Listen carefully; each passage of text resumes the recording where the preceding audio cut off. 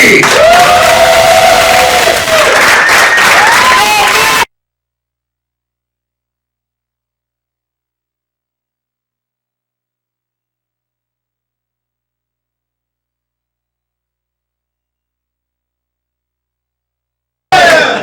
I think I just say that throughout the whole thing.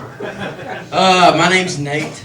It might be hard to understand me at some times. I'm from New York City. I'm just kidding. I'm from Nashville. I wear this shirt for a couple of reasons. So if I get questions like that, they're like, oh, Nashville, okay. If people come in late, they know. They don't have to interrupt us by asking. They'll just read my shirt. If they can't figure that out, then they're probably from Nashville too. They probably have the same shirt. I also wear it in case I get lost. People know where to send me. It's kind of like a dog leash. I got my name and number written in the back. So you can always find me if you see me laying on the street. Just send me back to Nashville. I'll be good.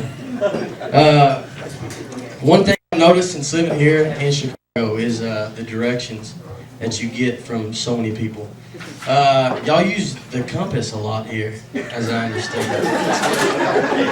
The first time I moved up here, I'm like, how do you go to the store? They're like, go north 5 blocks, then go south 3. All right. I'm somewhere in the middle. I don't know which way is north or south or east, or do I left or right or straight, or I didn't bring my compass today. And it's so confusing because the one thing they taught me was like, just remember, the lake's always east. I can't always see the lake.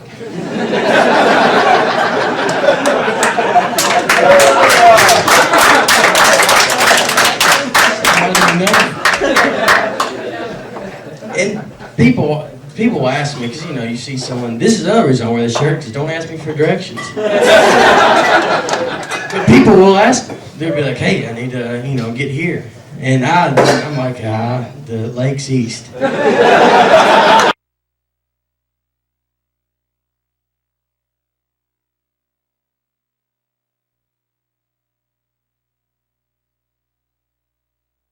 Easy throws them off and they just leave it. And I keep going and wandering around the city with my compass. Another thing here is my only phone here is a cell phone. Cell phones are about ridiculous. The signal on a cell phone, does it ever work? Because there's really never, the one time I get a full signal, if you do this, you're done. You're out. Your signal's gone. You have nothing else left. I got quite a few places that Verizon guy can go and he ain't gonna be able to hear when he says, can you hear me now? Like my house. Come to my house. Come outside my house. Walk down the street. I can be standing in the middle of the dish and I'm sure I would still be like, can you hear me? Hello? Hello? And I hope I never get hurt and have to call 911 because I'm screwed. Or if someone breaks in my house and I have to climb under my bed, I'm like, hey, there's a guy in the house. And they're like, sir, are you there? And I gotta kind of scoot over. There's a guy in the house. Hello? In my house, there's a guy. Until I have to crawl out and I just get killed. Then I'm bleeding, having to roll around with a knife in my back. I need an ambulance. What? I need an ambulance? If you don't mind, please. I don't know if this has to do with that, but what's the age where you're not scared of the dark? Because I don't know if I've hit it yet. This is why I'm standing in this little circle right here. If I go outside of it, I'm screwed. I'll never make it back. This is the only thing that I figured out. The age and the point to where you do it, or how you stop being scared of the dark is you get married. And that's so you can have someone share your bed with you. So the monster now has got to decide between one of you. You might have a chance. And then the reason you have kids is so you pass them along to him, and then he leaves you alone the rest of the day. And then you're okay. And the thing about, when you were a kid, you were so scared of the dark, and you just hated it. Unless there was one other kid in there. Then if you had a friend over, then it's 2 8-year-old kids in the bed, and you're like, I'm feeling okay. Like the monster's down there going, Fred, Johnny's got someone to spend the night tonight. I don't know if I'd go up there. That's 2 8-year-old kids you gotta mess with. It's probably not a good idea. Heard his parents are divorced though, so let's go after his dad. A game you used to play also when you're a kid is hide and go seek. I think that is a very, very fun game. I don't think it gets taken seriously enough though. Maybe when you were 10, when you would break your ankle to hide in the dryer so nobody could find you. And when you'd get those good spots where you'd be there for a good hour or so. And then you're like, I don't know if this is either a great, and you don't want to leave because it's a great spot. What if he sees you leaving? You can never go back. That's the dryer. Who thinks of the dryer? I thought of the dryer. I'm a genius. So then you got to go up there, and he's already quit. He quit 2 hours ago. He's like, I couldn't find you. I looked for a little bit. The Easter was just recently, and speaking of hiding, they had an Easter egg hunt, and the thing is now is when they hide the Easter egg, they just throw them out on the grass. It's not game is. Because I guess they want everybody to find an egg, make everybody happy. And that's not how I did it. My dad would hide them on the roof. You'd be mowing the grass in August and run under an egg. And be like, there it is. I found it. You'd climb trees, fall down and break the leg, get up, and you still had it.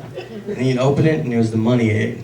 And it was worth everything, with $5 in it, and that's all you needed. Holidays are great too. I remember the first time I met the Easter Bunny. He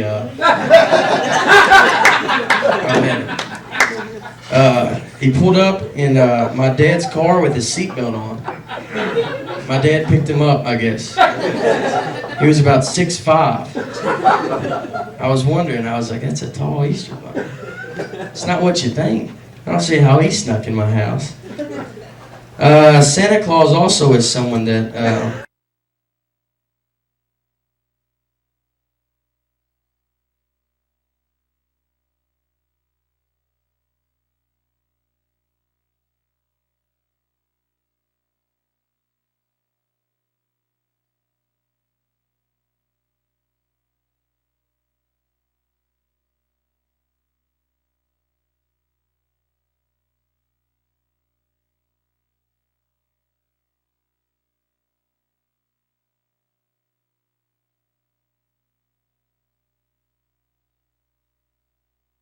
you're like, I don't remember asking Santa for socks.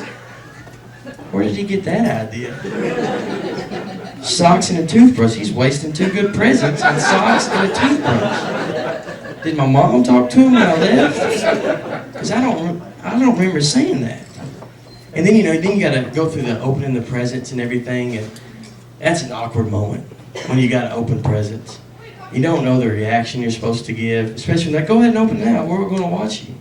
And then you got to open it, whether you like. Are you supposed to jump up and just woo, and just start running around the room? I can't believe you got this. This is unbelievable. You're so happy. There's not any good reaction. If it is a terrible present, you're like, yeah, all right, thank you. And if that joke went well, didn't it? Should probably work on that one. I got another little story is my family, they used to give, my mom's side of the family would give everybody the same present. That was just, everybody would get the exact same present. And my dad was actually telling me this story because he was before I was born. And he said that we have 2 people in our family and they're deaf. Well, this is the year when smoke alarms came out. So they got 2 smoke alarms. 2 deaf people got 2 smoke alarms. They didn't think about that, you know? It's not a Braille smoke alarm either, where you walk by. It beeps real loud. So, and their house burnt down a couple of days later. I guess they didn't get the batteries in there right or something. Well, that is my time, and I'm Nate. Thank you.